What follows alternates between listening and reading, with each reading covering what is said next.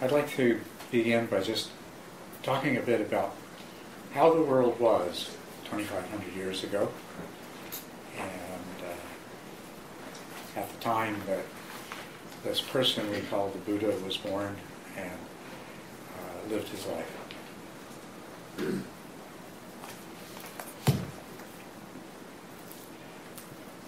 It was a time when there had been a lot of changes taking place with the development of agriculture, and the development of more complex societies and technology. Of course, when we looked back then, it may look like they didn't have much technology, but they actually had some pretty amazing technology for that time in terms of what it allowed them to do. Things like looms and the ability to weave large amounts of cloth, whereas a few generations earlier, basically, you made your own clothing. You had to trade, commerce. People in very distant areas were exchanging all kinds of goods and information. There was a time that, as a result of all of this, there were large surpluses available, and life was less of a struggle than it had been before, at least for some. And overall, it was less of a struggle. Everything was attaining a level of sophistication, comfort, expansion, growth, development. As a matter of fact, the period's called the axial age because most of the things that characterize human culture and human society in the world today had their origins back in that period. One of the things that the surpluses that came from agricultural developments and things like that, the surplus wealth made it possible to maintain standing armies. And as what had been cultures that were focused on... Let's go to sleep. Sorry. Okay. Thanks. Cultures that were basically village, tribal, smaller group cultures, these societies were expanding and becoming larger. They were becoming kingdoms. And with the wealth, of course, the king or whoever was in charge could maintain an army. And of course, it became tempting to take over some of the adjacent kingdoms. And this was a process that was taking place in the world at large, is that gradually these larger kingdoms, empires were developing, expanding. And it was a reality of the times that you pretty well had to expect that either your people were going to attack the people next door and try to take them over, or they were going to attack you. It was just the way things were back in those days. They haven't changed that much. It's just quite recently, really, the world's become so crowded and so dangerous that we're a lot more hesitant to do these things than we once were. There was a tremendous amount of intellectual fermentation taking place. Philosophy, the beginnings of science, took a lot of different forms. Astrology and things and various things like that were regarded as sciences. But still, what you see in that was the attempt to discern the rules, the order behind the way the universe worked, the way the world worked, to discover the patterns that could, by understanding them, could reveal why things happened the way they did and give you the knowledge necessary to make things happen the way you'd like them to happen. Right? Which is really one way of describing what science is. The study of causality. And once we know the rules of causality, then we can manipulate them and get what we want. So this is the world that the Buddha was born into. And he was a prince in a small kingdom. And the hopes of his father is that he would become a great king, which would mean, at the very least, protecting the kingdom. But more likely, it meant that he would be successful in raising an army and invading the neighbors, and the kingdom would grow and become bigger as a result of that. And as a prince, of course, the good side of being a prince was that you had everything that you wanted. You had wealth. You had comfort. You had leisure. You had education. We don't really know too much about the Buddha's education, but we know in those days that there were some very great centers of education that were not too far from the small kingdom that the Buddha grew up in. So there's a very good chance that as a part of his training, he spent some time in those centers and probably became acquainted with thought from as far away as Greece or perhaps even Egypt. He was obviously intelligent. He was very sensitive. And he could see where his life was heading. He was to take over from his father. He was to be the great king. He was to be responsible for all of these people. They're, to the degree that any leader had integrity, and actually a leader had to have a certain degree of integrity, or he would be overthrown and replaced by someone else.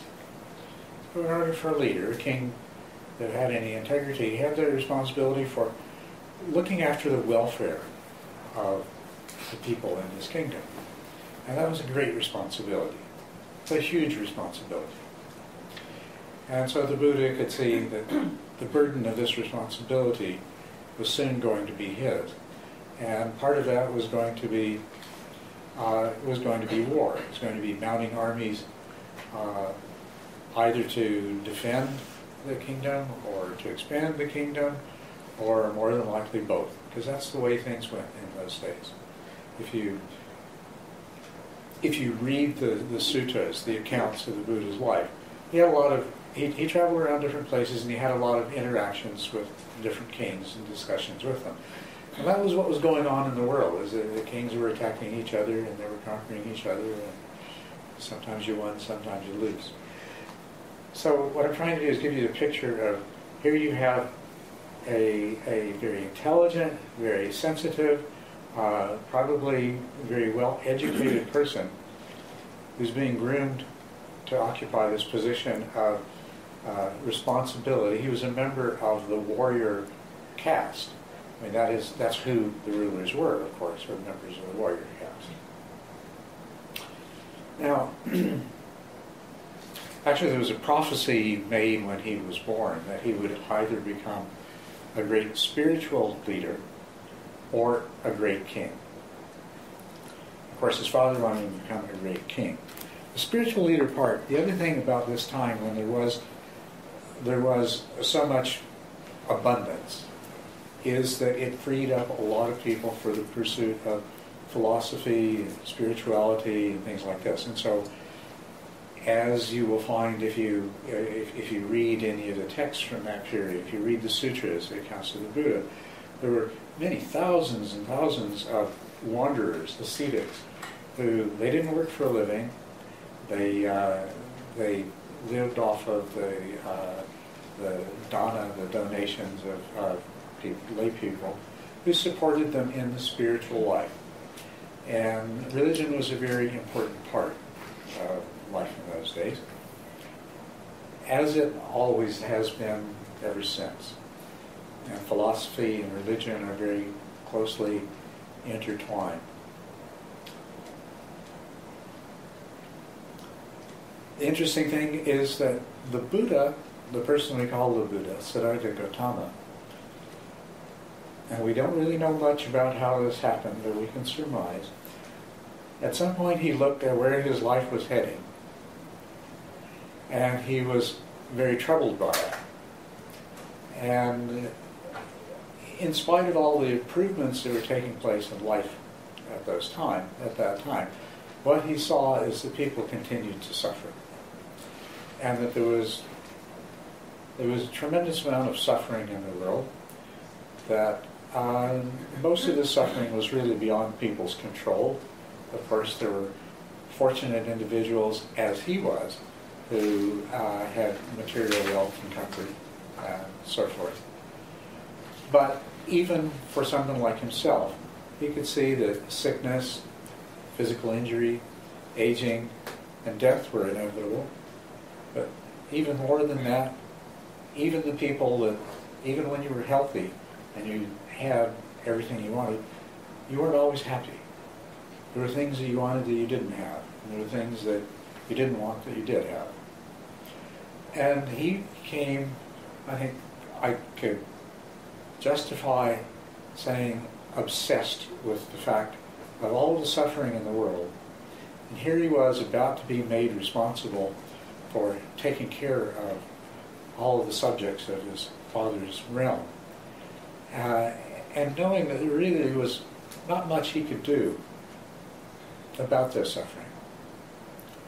There was so much of that was inevitable, so much of it was not in anyone's control.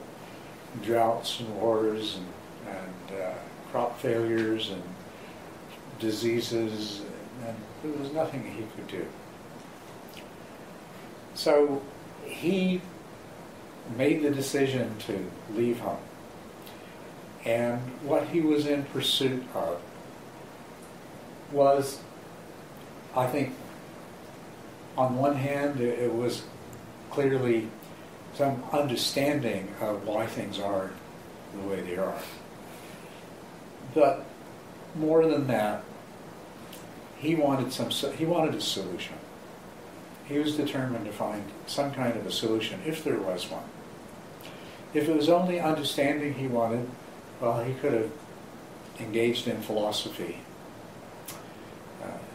speculation, entertained himself with all sorts of intellectual debate and discussion about why things are the way they were, and could have felt very good about himself for having to come to some kind of conclusions about this is the way things were. But if you look at what happened, he was determined to find some sort of solution, some sort of answer.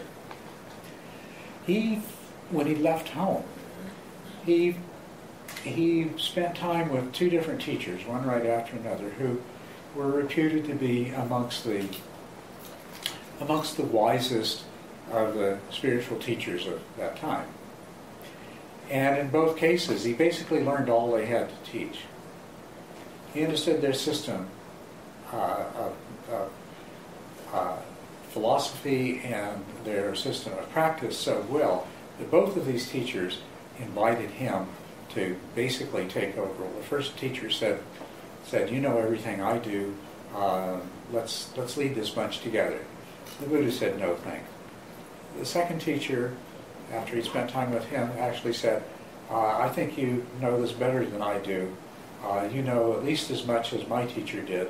Why don't you take over?" The Buddha said, "No, thanks," and went on to pursue the solution to the problem of suffering. Now, here's where we start to... what doesn't often happen is people don't look very closely at what it was he learned from those teachers and why he rejected it. Those teachers reflected pretty widespread views in those times, which we'll be talking about. Karma and reincarnation. Basically, the view that was commonly held was that there was this cycle of reincarnation. You're born, you suffer, you die, and then you're reborn, you suffer some more, and you die again. And essentially what those teachers, what most of the spiritual teachers of those days were looking for, is a way to get out of this cycle. And so when someone like the Buddha came along and said, "I see all this suffering in the world, What's the solution? How can we bring an end to suffering? They were given the typical spiritual answers of the day. And in this particular case of these two teachers, you do a practice. And if you're successful in this practice, then when you die, you won't be reborn anymore. And what the Buddha was rejecting was the idea that there's nothing you can do. The only salvation comes when you die. And the only redemption you get is to not be reborn.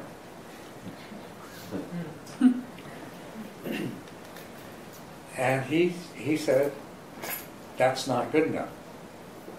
If it's true, if what they were teaching him was true, then even so, it wasn't what he was looking for. And he was going to try to find something different. What he was looking for was how an end to suffering can actually be brought about. An end to individual suffering, and I think ultimately an end to suffering in general. That's what he wanted the answer to, and that's why he rejected these particular teachings and this particular method. He went on from there to take up ascetic practices where basically they meant depriving yourself, torturing yourself, putting yourself in situations where you experienced extreme discomfort. And the point was to overcome suffering by confronting it head on. Stand in the sun on one leg, without eating, sleep on a bed of nails, do all kinds of horrible things to yourself, and try to overcome suffering in that way. The idea was that if you could conquer this self-inflicted suffering, then you would have conquered suffering in general, and you would be free from it from then on.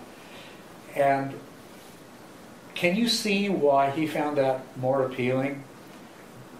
In spite of the method looking like a really nasty way to go, he found that more appealing than a practice that would allow you to sit in this beautiful trance-like state, which would allow you to cease to exist once and for all after you died.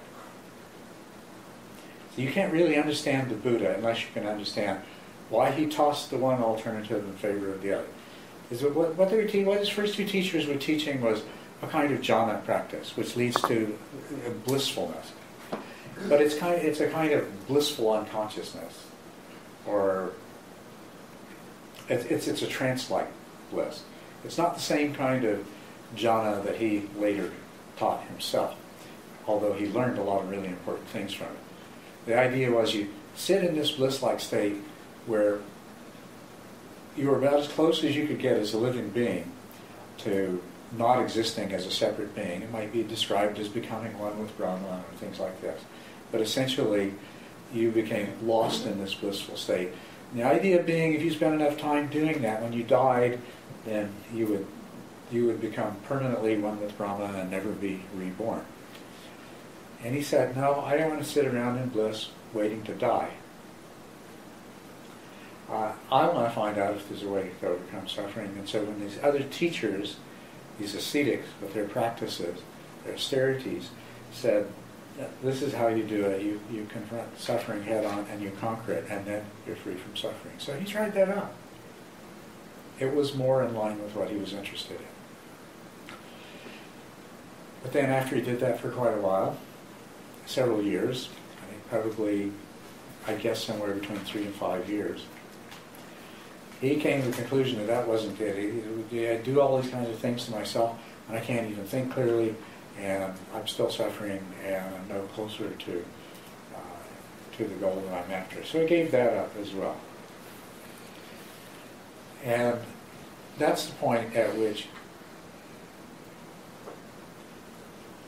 he took his own initiative to pursue truth himself, found the truth he needed, found the liberation from suffering, and then he ended up teaching it for 45 years after that. So what we're going to look at is we're going to try to discern as clearly as possible what it was that the Buddha figured out that made such a dramatic difference. Because what the Buddha did was teach suffering and the end of suffering. That's what he left home for, is to crack the secret of suffering and bring about the end of suffering. He was not interested in philosophy or cosmology or metaphysics, most especially religion, because the first things he tried were basically religious practices. Maybe we'll say a little bit about religion here. Religion is a very important part of human existence. And one of the things that religion does focus on is suffering and the relief of suffering. Other things that religion focuses on are maintaining social stability, providing a basis for ethical behavior, which is a really important part of social stability. So,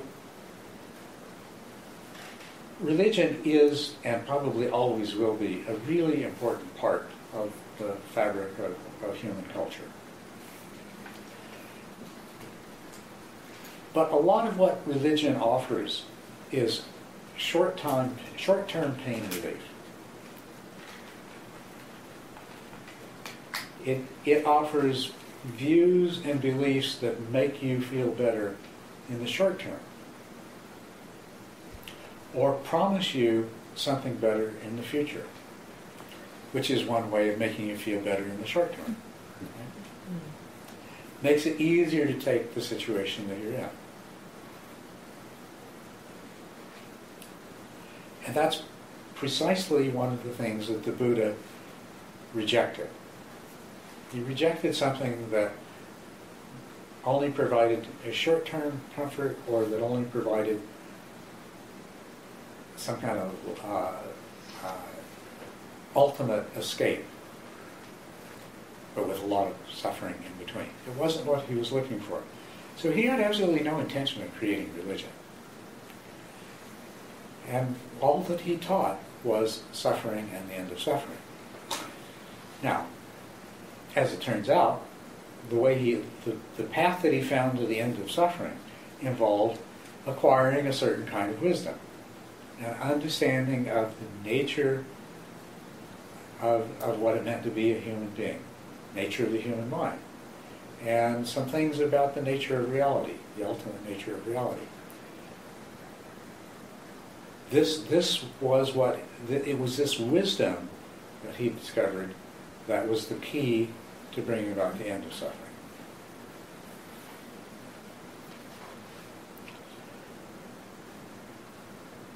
And of course, as I've already said, religion deals with suffering, religion deals with cosmology, the way things are. Philosophy deals with these same kinds of issues. What is the nature, what is human nature, what is the nature of reality? So all of the things that the Buddha taught about lent themselves, were readily just latched onto and made into religion, and made into philosophy, and made into metaphysics, because they were about the same things that religion and philosophy and metaphysics are all about. So they were it was inevitable. It had to happen. For if what he taught and what he had to say had any value and significance at all, any validity to it, it was bound to be made into religion. And it was bound to be turned into philosophy. There was really no other possibility. And that keeps on happening. The Buddha's teaching takes on different forms in every place that it's introduced. And the same thing is going to happen here. It comes into North America and Europe, comes into the West.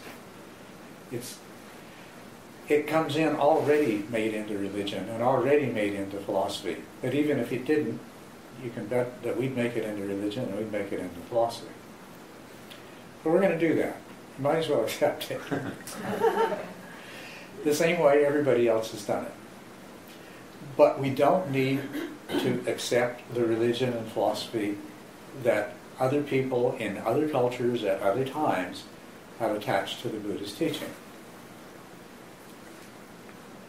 Especially, we don't need to bend our own heads all out of shape and trying to make somebody else's religion and philosophy fit us. Better we do it the other way around. Better we try to understand, well, what is it that he taught that was so good and useful and lasting that it has taken on the form of these different religions and philosophies? And let's adapt it to our own use. So that's what I'm talking about now, is let's try to understand what it was that the Buddha himself discovered, what the Buddha thought, what the Buddha believed, or what the Buddha came to know through his awakening, through the wisdom that he acquired. Free from all of the stuff that has been added onto it or attached to it in one way or another. So that's what I'm after. We're going to look at the evidence we have and try to figure out what is it that the Buddha really thought, and we'll discard everything else. And when we do this, what we're going to find is a whole lot of this stuff is really, it's really relevant to our situation in the world right now. It's extremely relevant. And it's relevant in ways that are completely different than it was in China or Japan or India or Tibet or Sri Lanka or Thailand or Burma. But that's the thing about things that are true in this particular way, is that they're always relevant. To the degree that something is a reflection of ultimate truth, it's going to be relevant to absolutely every situation. And so what the Buddha discovered is hugely relevant to us. But we'll be able to make the best use of it if we can see it clearly, with all of the other stuff cleared out of the way. Okay? So, how can we know if something we read or hear about Buddhism really reflects the Buddha's own teaching? So, there's some things that we can do, some tools we can use to examine things. First of all, when the Buddha gave his very first teaching after his awakening, and this was to 5 men who had been companions of his during his search for wisdom. They'd done the same austerities, the same ascetic practices. They'd studied with various teachers. They were quite familiar with the various philosophical and religious doctrines of the day. And they were very dedicated, in the same way the Buddha was, to this search for wisdom and for answers. And when he gave them that teaching, he said, "There arose in me the vision, the knowledge, the wisdom, the insight, the illumination, concerning things not heard before." He said that at his very first teaching, and he repeated that many other times throughout his teaching, that I'm teaching you something that you aren't going to come across, that you haven't already come across. That's not a part of the common beliefs of this time. And so knowing that, we can look at what the various versions of Buddhism offer us. And we can say any doctrine that belongs to another non-Buddhist tradition, or that was widely accepted prior to the Buddha's birth, should automatically be considered suspect. This probably isn't what the Buddha discovered that made such a difference. Does that make sense to you? He came up with something new and different. So if somebody comes along to you and says, "Oh, this is Buddhism," and you say, "Well, that's the same thing that everybody believed before he was ever born," or that's the same thing that they believed in some other culture or something like that. Well, maybe true, but probably not.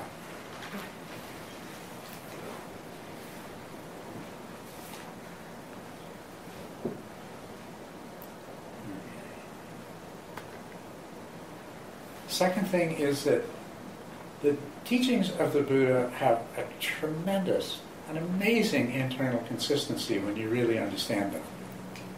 Okay, I'm going to ask you to take my word for this. Because if you've done much reading in Buddhism, what you've probably found is a lot of inconsistency and contradiction and things that are hard to reconcile with each other. Has anybody had that experience? Yeah. And those of you that haven't, if you become serious about understanding this in your own personal search for truth, you're going to come into that.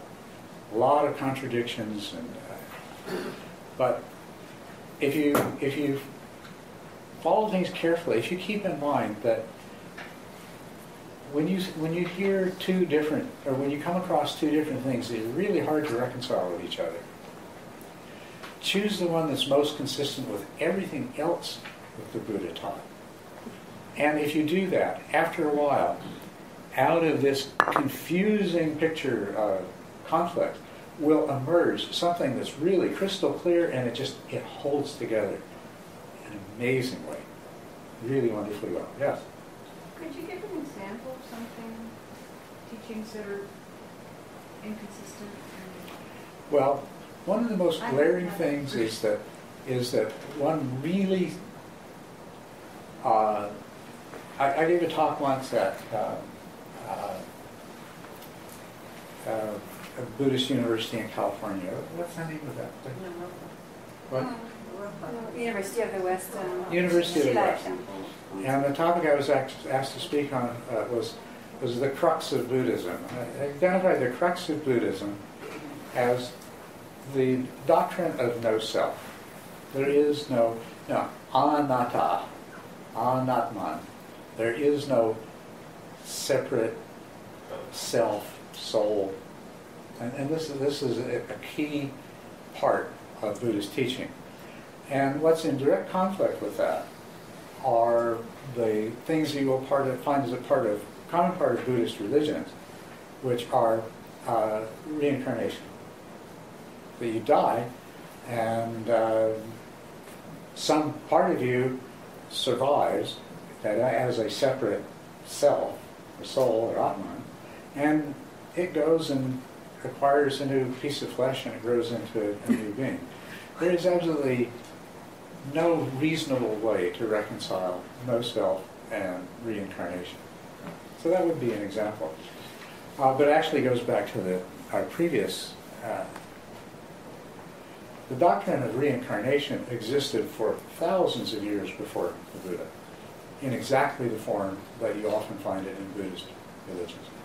So on the one hand, you find that no self and reincarnation are really in conflict with each other and really hard to reconcile. And of course, you find some really intelligent people that write some long, complicated.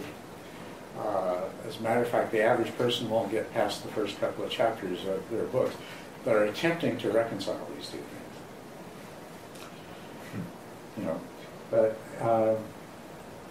hopefully, when I get finished with the weekend, though, you'll see a consistency, and you'll agree with me. You'll say, "Wow, it's totally consistent. It makes sense. There's no conflict in it." Once you discard the ideas that don't fit for one reason or another, does that work for you as an example? There's quite a few others, but the third test that you can apply is, if we recall that right after the Buddha's awakening, he thought to himself, this Dhamma that I have attained is profound and hard to see, hard to discover, not attainable by mere ratiocination. Lousy guy, why didn't they just say mere thinking? But anyway, it's subtle for the wise to experience. If I taught this Dhamma, Others would not understand me, and that would be wearying and troublesome for me. And so his initial thought was, there's no point in me trying to tell anybody about this, because it's too subtle, it's too difficult. I just get frustrated trying to make them understand me. Now, one thing that this tells us is that anything that you come across that is really, really simple is probably an oversimplification. Or it's not really what the Buddha, it's not part of the wisdom that the Buddha discovered, rather it's something that's come from some other source. As far as the oversimplification, in my experience, as for, I guess, 40 years, I have been devoted to Buddhism, studying Buddhism, and practicing Buddhism in many different forms.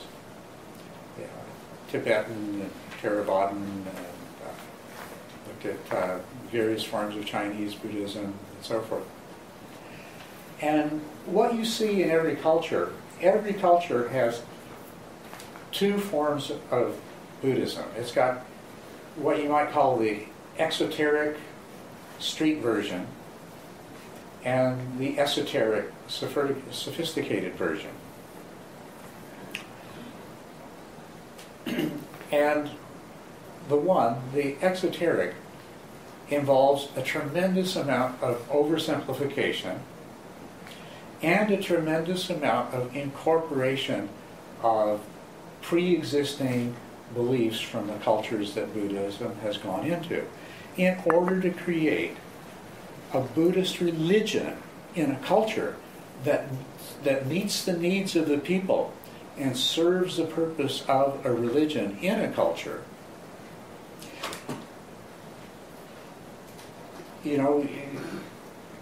Everything that is subtle must be made simple. And the beliefs that people come with need to be accommodated. Otherwise they won't be willing to accept this new belief system. So this is what's happened with Buddhism wherever it's gone. Right from the beginning was the process of oversimplification. And so when you come across Buddhist teachings that are really ridiculously simple, you know something's missing. And I'll give you an example of that. The Four Noble Truths. How many of you have heard the Four Noble Truths? And you can rattle it off. All life is suffering, craving is the cause of suffering, the end of craving is the end of suffering, right? All life is suffering. That's something, how did the Buddha put it, never spoken before, concerning things not heard before. Not very likely. Not very likely. There's much more to the truth of suffering than this. So when somebody presents a piece of Buddhist doctrine that is ridiculously simple, then the reaction in your mind should be, okay, what did the Buddha really say? I can't believe that he went to his previous companions and crowed about how he discovered something so wonderfully different, and then said something as absurdly simple and self-evident as that. What did he really say? That's what I'd like you to ask when you come across that. Okay, the other thing is that the Buddhist, he described it as subtle. And it is subtle. It is not complicated. You don't have to have an IQ of 160 to understand what the Buddha taught. You don't have to be a logician. You don't have to be a genius. The logic behind everything the Buddha taught is really straightforward. Bam, bam, bam. It's this, then that. It's quite simple and straightforward. What makes it difficult is that you have to let go of certain assumptions that we cling to very strongly. That's what makes it subtle. And so you don't need to be a genius, but you do need to be open-minded. If you're not open-minded, then the Buddhist teaching is just going to be impenetrable. If you're trying to hold on to this particular assumption and then follow the Buddha's logic, it's not going to make any sense. You have to let go of your assumptions and see where the logic takes you. What happens very often and causes the shelves in the Buddhist section of the library to sag in the middle are the books written by people, very intelligent people, because somebody that's not real bright can't do this. Very intelligent people that are trying to take what the Buddha thought and these assumptions that they're not willing to let go of and reconcile them. So they write a book this thick, trying to prove that black is really white, and that's what the Buddha was saying. So convoluted, complex logic. Somebody teaches you something and says, okay, this is probably too complicated for you to understand. I'd say back to them, that means you don't understand it either.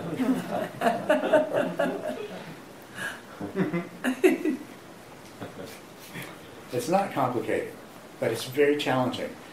Because we don't even know, most of us, we don't even know the assumptions that we're holding on to that act as such tremendous obstacles to understanding new ideas and new ways of thinking. And as you start to discover what those are, then you have to teach yourself to let go of them. You have to open yourself up and be willing to look at things in a different way.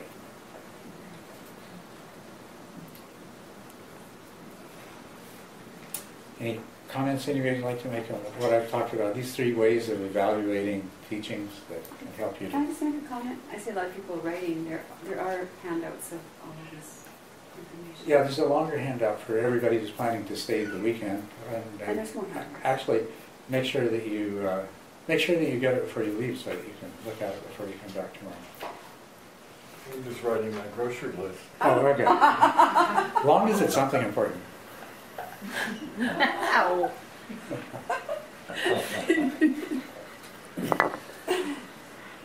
And it's up to you to decide what's important. Not me. Zero knows. Okay. So another thing we need to look at is how the Buddha taught. Because what's come down to us from 2,500 years are a massive collection of discourses. They're called suttas, but each one is a discourse on a particular subject to a particular person or to a particular group who's the audience. And what you find in there, well, depending on if you go to read those suttas and you're looking for absolute truth, if you're going to treat those suttas like the Word of God, like the Bible, although actually the Bible is much more like the suttas than the people who want to take it literally. But if you're going to read and say, well, every word the Buddha uttered must be an expression of absolute truth, you're going to find yourself very, very frustrated. Because that's not how he taught.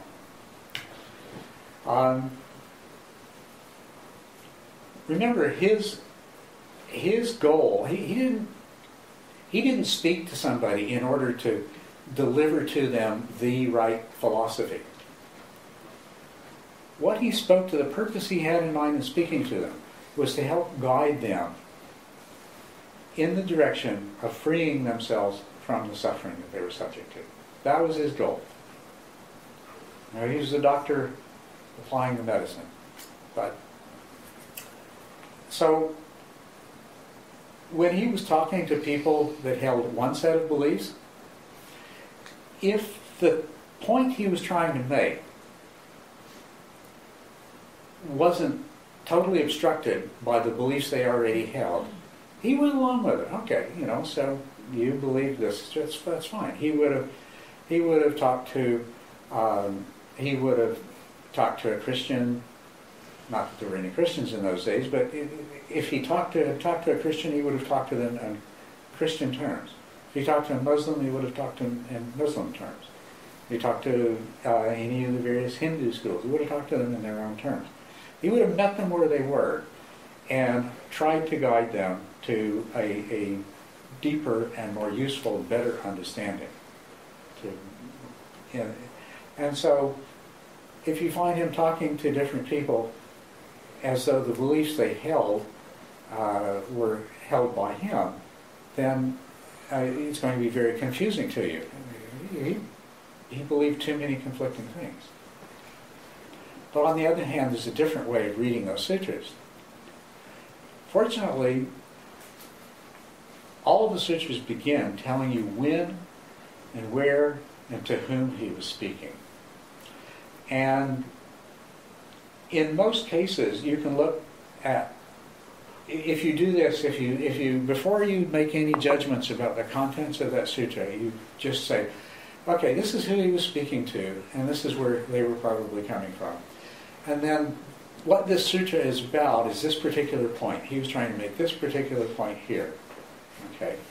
So if you keep in mind who he was speaking to and the point that he was trying to make, then you can glean what the Buddha thought from that sutra and not be confused by what the other fellow thought that he wasn't interested in contradicting, because contradicting it didn't serve his purpose of making the point he was trying to make. But once you see the point he was trying to make, then it can help you to understand his teaching and his goal in speaking to that person the way that he did. So, when you understand how the Buddha taught, you can read the Buddha's teachings and understand them much more clearly. Now, probably most of you aren't. I wish you would. You'd absolutely love it. But it's very difficult to go and read these different sutras. And most of you probably aren't going to make a career of it. But some of you might. But if you do,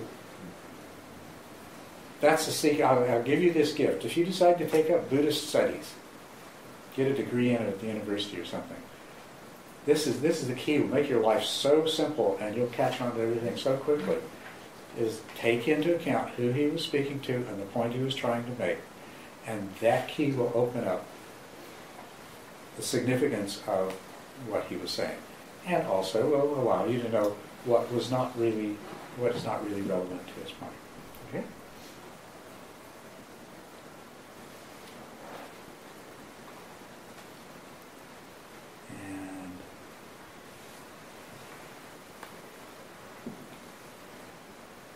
So, yeah, you keep in mind that he was teaching suffering and the end of suffering. He wasn't teaching a religion, or philosophy, or cosmology, or metaphysics. And that will help you a lot. Does it have a name? What? Does it have a name? I always thought it was a philosophy. It's called Buddha Dharma. That is what it's called. Buddha means the awakened one, and Dharma means truth. So it's the truth of the awakened one. But I mean, it is a kind of philosophy, but it's not a system of philosophy. It's a philosophy that is very goal-directed. As it turns out that there is a Buddhist philosophy. There's a philosophy in this. But it's not philosophy for its own sake. And see, that's where the problem is. And this happens so much in Buddhism, is that because there is a philosophy in it, if you take it on as a philosophy, then it becomes totally intellectual. You will derive none of the benefits that are its real purpose. It will not. Understanding it intellectually, debating it with other people, arguing this point versus that point, you spend your whole life doing that, and it will not make you suffer any less, be any happy, or even really make you much wiser in a true sense, because it's only intellectual understanding. So that's the danger of it as philosophy. I should say, the danger of it is as philosophy only, when it becomes excessively intellectualized. Because, of course, it is philosophy, and the more deeply you understand it, then the easier it's going to be for you to go beyond the intellectual grasping of it to the intuitive understanding of it.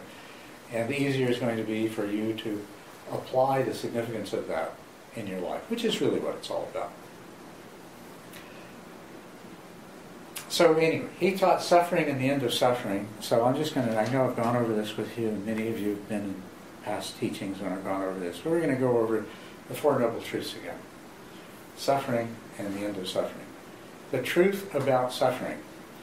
Put in its simplest terms, pain is inevitable, but suffering is optional. That other version of the First Noble Truth, life is full of suffering, it's totally true, but there's nothing profound in that. There's nothing brilliant. There's nothing useful in that at all. The Buddha made a distinction between different kinds of suffering, and there is, well, actually between different kinds of dukkha, and you have to understand this word dukkha dukkha is not suffering. Dukkha is much broader than that. Dukkha is every kind of unsatisfactoriness, every kind of dissatisfaction. So, when you have an unpleasant physical sensation, that's definitely unsatisfactory, right? When it makes you agonizingly miserable, that's a different kind of suffering. And what the Buddha realized very clearly, and I think maybe his ascetic practices helped to make this really clear in him, is that an unpleasant sensation is an unpleasant sensation. What makes it into suffering is the mind's reaction to it. And so, yes? Can you repeat the last part again? Yes. That an unpleasant sensation is just an unpleasant sensation. What makes it suffering is the mind's reaction to it. And this is something that absolutely everybody can demonstrate to themselves, and should. Because you haven't even begun to understand what the Buddha is talking about until you understand this point. And once again, there's nothing difficult about it, nothing mysterious, nothing complicated, and you can find it out from your own experience. You all know this. You all have this experience. You've all experienced what we would describe as physical pain in circumstances where you did not suffer because of it. And at other times you've suffered something that was far less painful in the purely physical sense, but it caused you much more exquisite suffering. A good example is an itch. How much you can suffer from an itch. Okay? Yeah, how bad does an itch really hurt? Anyway, that's something to discover on your own. But the whole point is that you have no control over your body and the things that happen to your body. Well, let me put that differently. You do have some control over your body. But you can't avoid illness and injury and all kinds of other things that cause physical discomfort, physical pain. There's nothing you can do about that. Unless you die in the next instant, you're going to experience pain. Pain is inevitable. But you do not need to suffer, because if you understand that suffering is the mind's reaction to it, we don't have control over our physical bodies in the sense that we can prevent pain ever happening. But we have far more influence over our mind and the mind's reaction. And really, it doesn't come till the fourth step. But what the Buddha is promising is there's a way to train your mind so that you don't suffer when you experience pain. Pain is inevitable, suffering is optional. Suffering is completely optional. In order to know how to make suffering optional, you have to understand how it works. So the truth about the cause of suffering. Why do we suffer when we have a pain? Or look at some of the other kinds of suffering that don't involve pain at all. You lose something that you want, or someone that you want, and it hurts. It doesn't hurt physically. It only hurts mentally. You do it to yourself, totally. Your mind does it to itself, right? All these different kinds. Most of the worst suffering that you have in your life, your mind does it to itself. And so, if you can understand how it is that the mind does that, then you'll have a key. Maybe you can make suffering part optional. So what it's saying here is that the craving for things to be different than they are is the root cause of all suffering. The real obvious instance is if somebody's standing on your toe, you crave to have them not standing on your toe. Right? If you are very attached to something and it's destroyed, then you want it to not be destroyed. You want to still have it. And so on it goes. If you examine carefully, ultimately, every form of suffering that you experience, that your mind generates, is a result of the same little formula. It is your mind resisting what is. The more your mind resists what is, the greater the degree of suffering you experience. The less your mind resists what is,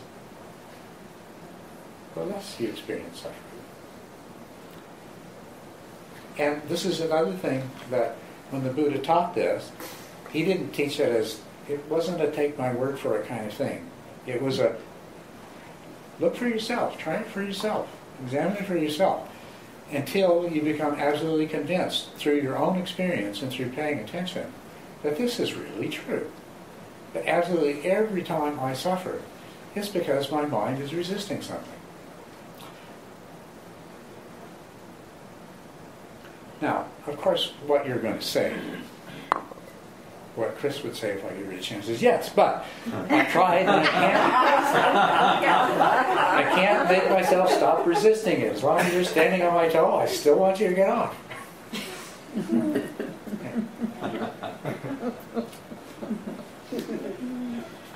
So, the third truth is the truth about the end of suffering.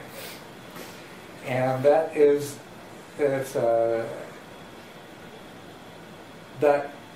the reason that you can't make your mind stop resisting is because your mind is operating on deluded beliefs. Your mind is operating from a place of misunderstanding of how things really are.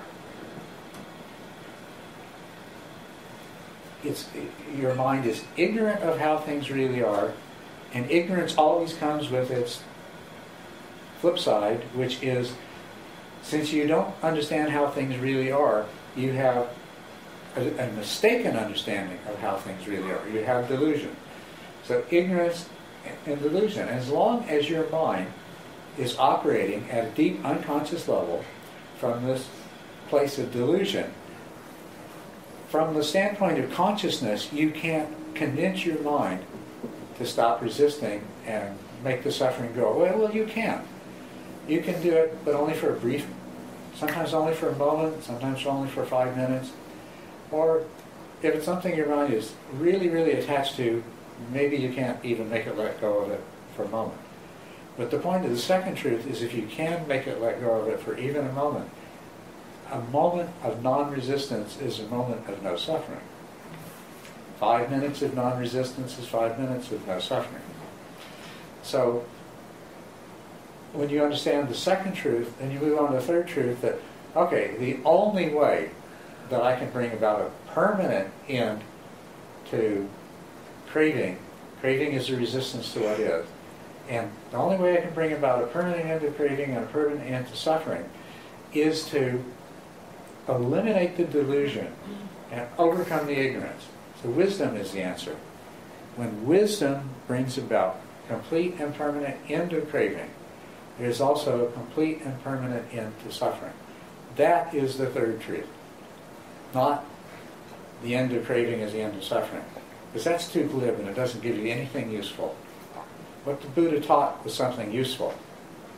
That when wisdom brings about the permanent end of ignorance and delusion, then there's a permanent end of craving, and then there's a permanent end of suffering. And then the Eightfold Path is all about how do you get there from here.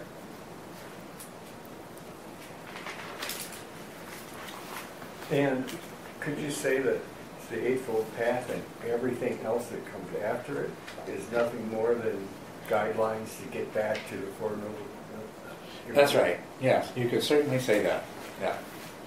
There's kind of a circularity in the way the Buddha taught this Dharma, which you come to love it after a while. So you look, the Eightfold Path is the fourth noble truth. And of the 8 parts of the Eightfold Path, the very first one is right understanding. And then if you look where Buddha says what right understanding is, he says, right understanding is the Four Noble Truths.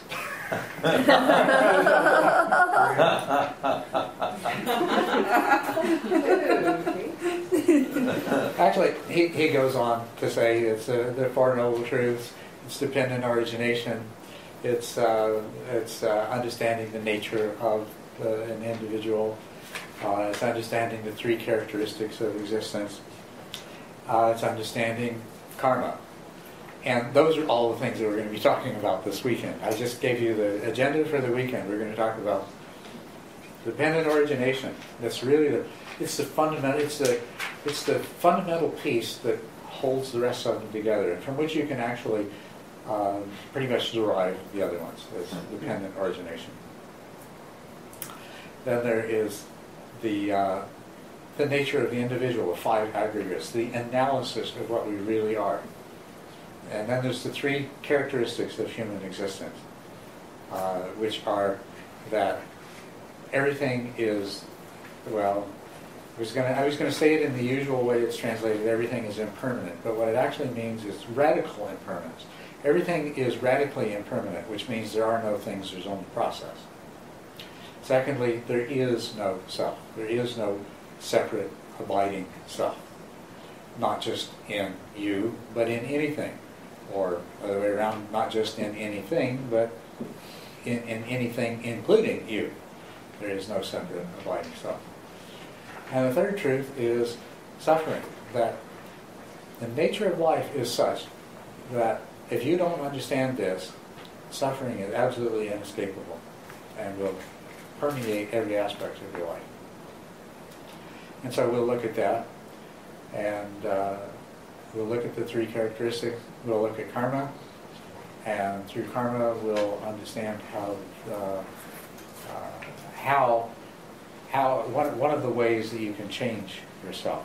Actually, changing yourself is what the rest of this is about. Right understanding is understanding these things, to begin with, understanding them intellectually so that you can make use of them. Right? It's, you don't have to become a scholar of these things. You just have to understand them in a way that you can use them. And then at the end of the Eightfold Path, you'll have the same kind of understanding of these things that the Buddha did that allowed him to teach them. You'll understand the way from the gut level. In other words, they will be the wisdom that you have. They won't be an intellectual understanding. There'll be wisdom. There'll be true wisdom. They'll determine how you see things. But these other things, what we call right intention. This is a practice. This is once you have an understanding, then you try to mold the way that you view people and things and situations based on that understanding. Then there's a practice of virtue, right speech, right action, and right livelihood. This is really a powerful practice that you do all day long, every day, that changes the way you are inside and it frees you from craving to a tremendous degree. It loosens the bonds that craving has on you and frees you. And it opens you up to the kind of wisdom that you're looking for. It opens you up by loosening your mind's attachment to its own wrong views. And then there's the practice of meditation, right effort, right concentration, and right mindfulness. This is a practice where you train your mind so that you have the kind of experiences and that you can understand and appreciate those experiences that will give you direct insight to the way things really are. So, see, the fact is that the delusion through which we see the world is, it's such a flawed delusion that the truth is always coming through. But we're incapable of recognizing it when it does. But anytime the truth leaks through, that's what we call an insight experience. So you're having insight experiences all the time, but you can live your entire life without ever having a single bit of insight. It's this training that allows you to take advantage of these insight experiences so that you can have true insight. So you can see, you can attain the wisdom that we're going to talk about. You can understand in a profound way, the way the Buddha did, these things that we're going to talk about as intellectual understanding. The other thing that meditation does, or training the mind, is it makes these, it does, as I said, make it possible for you to have insight as a result of insight experiences, but it also makes, it makes much more powerful insight experiences available to your mind. When your mind is disciplined, when you have control over movements of attention, when you can rest in a state of powerful mindfulness, you will have far more powerful insight experiences. And so you can gain insight much more quickly. So that's what this path is about. You have the intellectual understanding, the modification of the view that you hold on a day-to-day basis, the changing. These three here, you change your own inner nature. This is really what karma is about. Karma is about changing your own inner nature so that you become a kind of being who is open to insight and open to wisdom, and at the same time is being less controlled by craving. And then these are the practices you do that allow this to all come together, and you can achieve that same awakening that the Buddha did. That's the Eightfold Path. Any questions? Please, ask me some questions. This is where I plan to see, this is where we're going to start talking tomorrow, is dependent origination. Actually, So I need questions to fill out the rest of it. So if someone's standing on my toe, that's ignorant, thank you. That's ignorance because there's really no Maya. There's ignorance.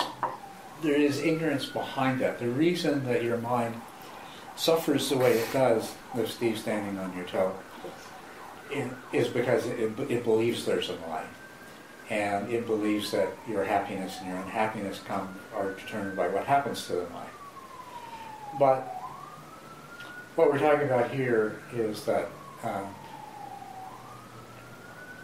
if your mind doesn't automatically slip into that place of craving to not have Steve standing on your toe, then your mind isn't flooded by that feeling of, oh, this is so terrible and I'm so miserable. Instead, you say, hey, that's not good for my toe. Get off, Steve. So that's where you discern ow versus, oh my God, I'm going to die. Yeah, that's right. That's right.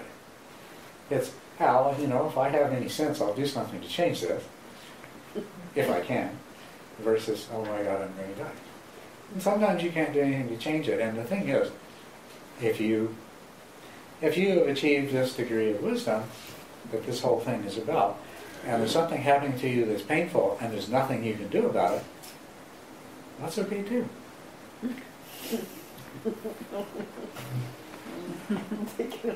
That's why when you put it that way, it's really hard to believe, right?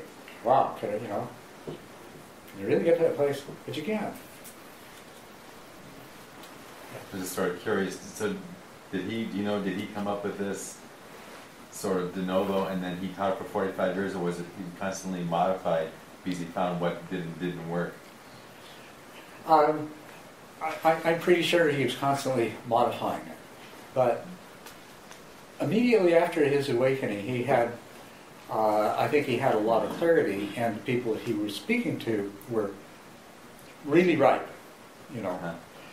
So I think it must have taken a long time before he could speak to people that were nowhere near that right, and be able to convey depth of understanding. And the other thing too, unfortunately, that very first teaching that he gave when he taught the Four Noble Truths is described as going on over many days. And as he was speaking to his 5 previous companions, they would take turns. One of them would go and get some food, bring it back for the rest, and he would just keep on teaching. So they were doing this work for days. But the whole description of that has been condensed down into something that can be recited in less than 20 minutes. So a lot got left out. Yeah. But I think that...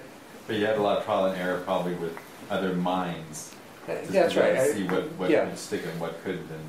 I think those were good people for him to start with, because they already knew a lot of the same things that he knew. Yeah. And I think as he moved on, then he kept refining it and modifying it. Yes. Me? Yeah. Okay. Does the extinction of suffering take anything away from the person? I mean, is there supposed to be no purpose to suffering, to the experience of it? No, there is a purpose to suffering, but the whole point is that suffering is not necessary to accomplish that purpose. Okay? The reason that you suffer, suffering is the non-acceptance of what is. And so the reaction to it is to try to change what is, change things. And the whole purpose of suffering is to make us pursue those things that are beneficial to our survival and our reproduction and the survival of our offspring, and to avoid those things that are deleterious to our survival, our reproduction, and the survival of our offspring. It's a program. It's a program that was designed for fleas and lizards and snakes and horses and all kinds of other beings who probably wouldn't survive without that program. Without a program that makes them crave, desire, and lust after what tastes a particular way, looks a particular way, feels a particular way, and to avoid, try to escape from, or even try to destroy what feels and looks in an unpleasant way. So that's what it has a purpose. It really has a purpose. But we human beings are unique. We can survive, and the Buddha is a proof of it. For 45 years, he survived after his awakening. So you don't need to be driven by the compulsion of desire and aversion and the suffering that it entails as a human being. We have other faculties that serve all the same purposes. Like Chris can recognize that Steve standing on her toe is not good for her toe, and she can recognize the fact that she really ought to do something about it. She doesn't need to suffer in order for that to happen. Make sense? Yes. You don't lose anything at all. And as a matter of fact, the pain's still there. You know, when your mother dies, that part of your brain that would make intense grief and suffering is still going to operate, and you're going to go through the things that make grief beneficial. Grief is a beneficial thing. Right? It makes us it makes us appreciate the person we lost. It also makes us appreciate the people that we've still got. It makes us appreciate the life that we still got. It makes us it makes us be better people and behave in a better way. And so that mechanism's still there. When the Buddha's when his Buddha's chief disciples, Sariputta and Moggallana, thank you. I knew he'd know because, well, That's good. that's true. My memory has little lapses in it. But anyway, he lost both of his chief disciples not too long before he died himself.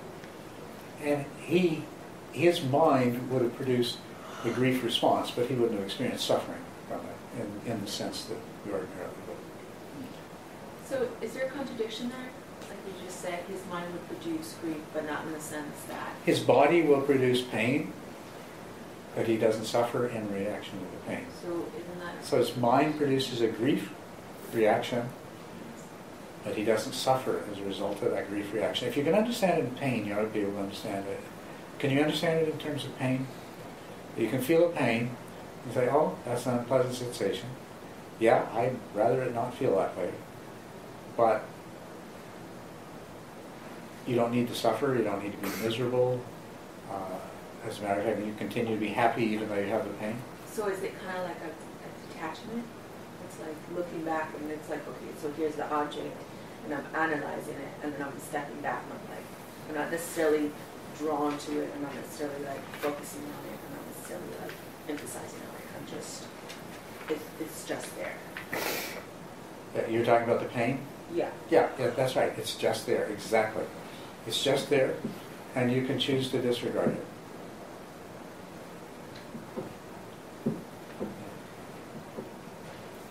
That's exactly how it is. You can choose to disregard it. But you feel it.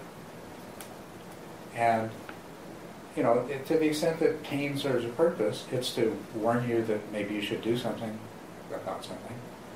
But of course then there's the times that you have pain and there's nothing you can do about it. So what it means is because you still experience pain, you have all the benefit. You know something's wrong, and if there's something you can do about it, you can do something about it. But it has the added advantage that pain normally doesn't, which that if there's nothing you can do about it, then you can just accept it and let it be, and still be happy. I said that I think, you know, mental suffering is a lot. It takes a lot more reflection to really understand mental suffering. But grief is one that I think that you can do this with. I think anybody can. Anyone who has experienced grief, you know that you have those moments where the suffering is gone, the grief is still there, but it's no longer a suffering. I mean, I'm not talking about there are those times in the day that you forget that your beloved is dead.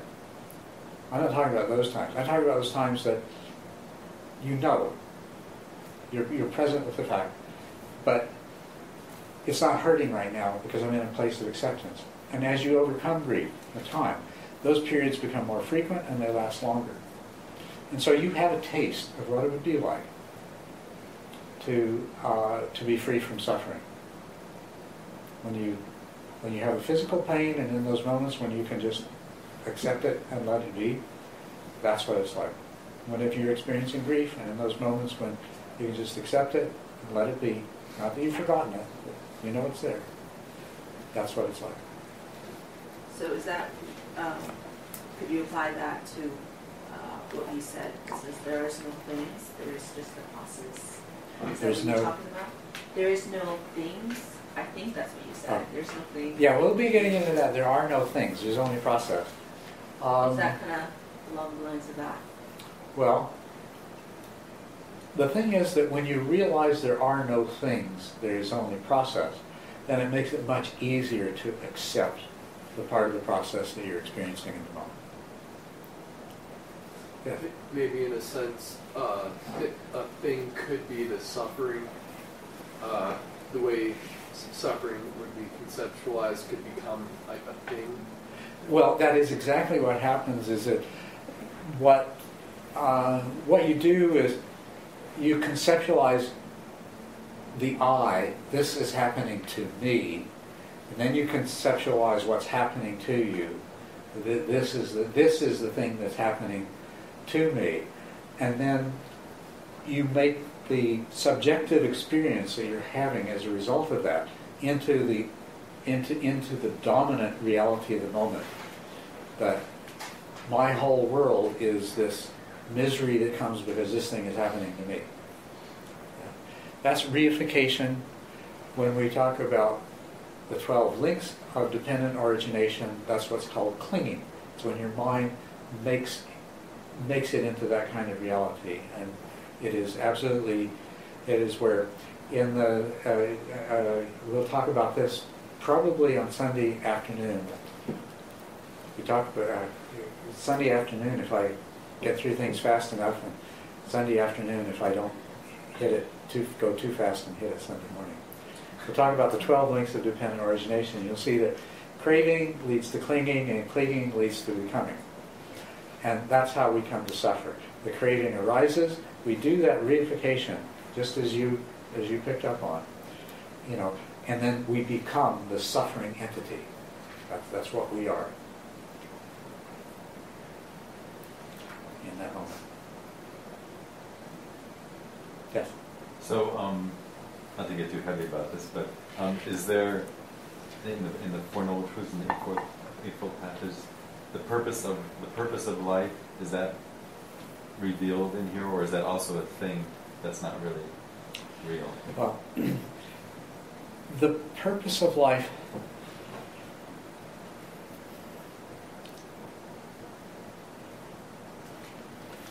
sorry.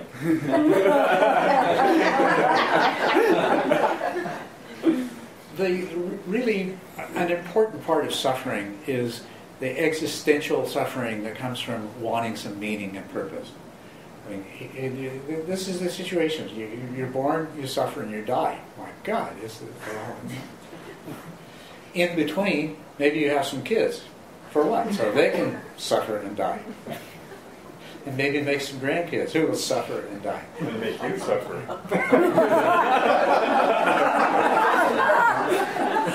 And so,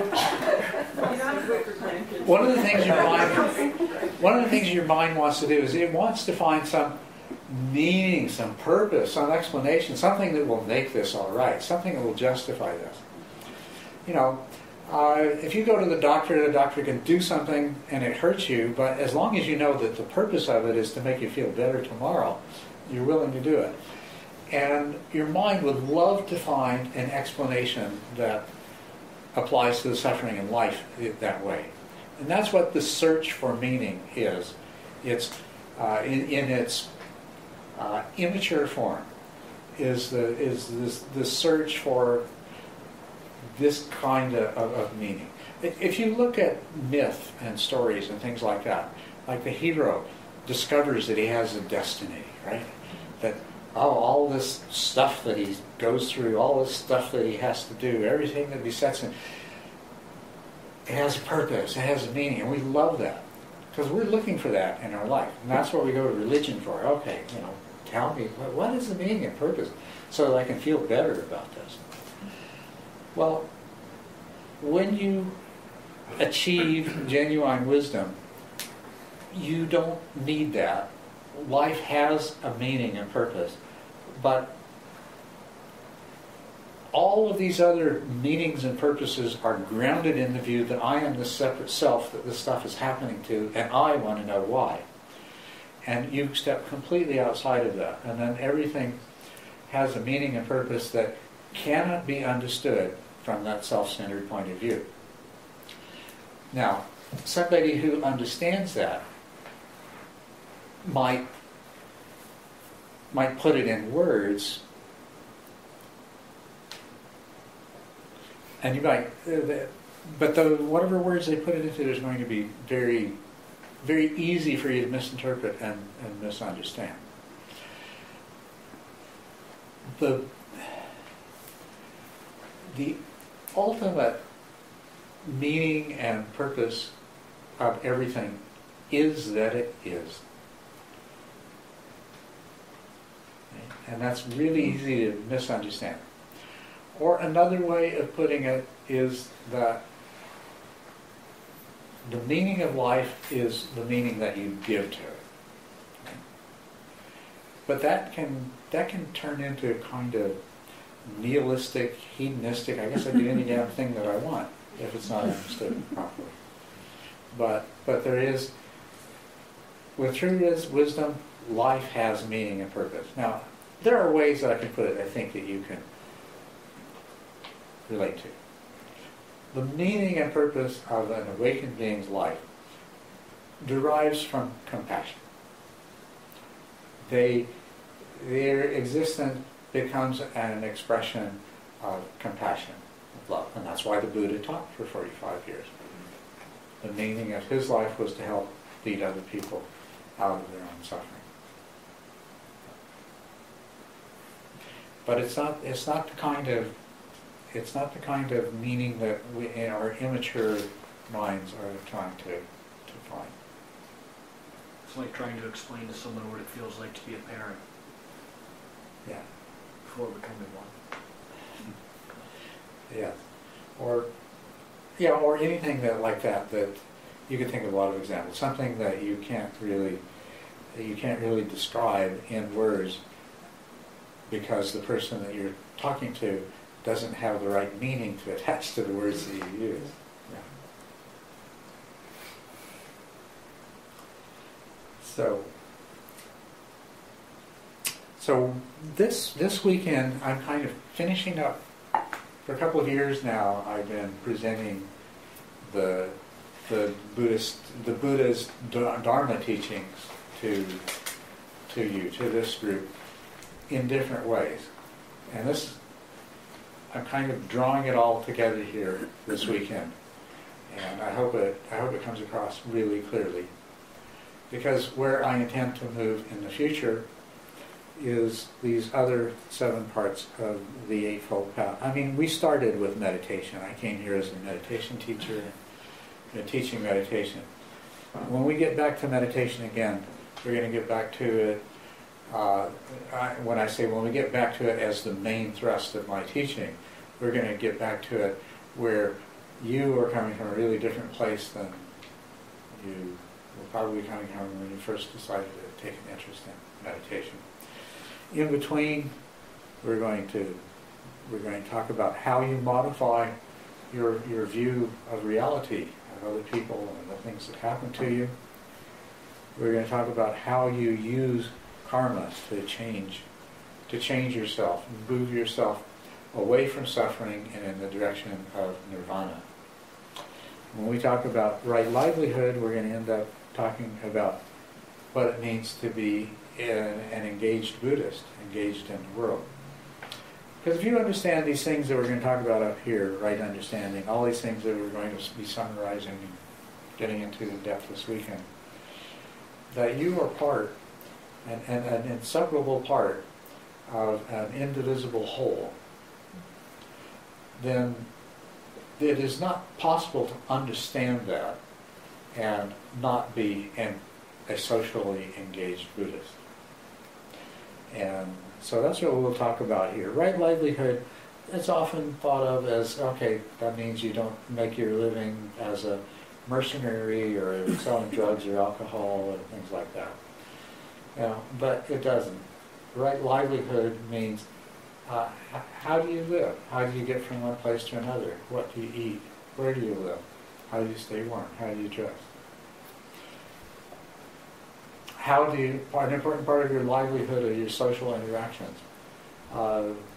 We are not nearly as independent as we would like to believe, and anybody that thinks so needs to go off by themselves with nothing but the shirt on their back, a pair of pants, and maybe a pocket knife, and live alone in the mountains for a year, and then come back and tell me how independent you are. So your social interactions are an extremely important part of your livelihood. Your survival is how you live. You can't live independent of social interactions. So you can't practice right livelihood without taking your social interactions into account. That's part of it. So when we get to right livelihood, I don't know how many weeks or months from now, that's we're going to be talking about engaged Buddhism. So I'm hoping that the next 7 parts of the Eightfold Path don't take 2 years each.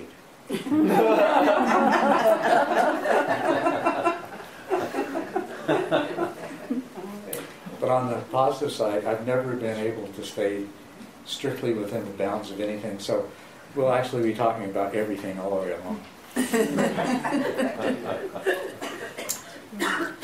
So, I look forward to seeing you again tomorrow morning, and hope you have a very pleasant evening. If you have opportunity, you might look over the second part of the handout so that you're ready to go.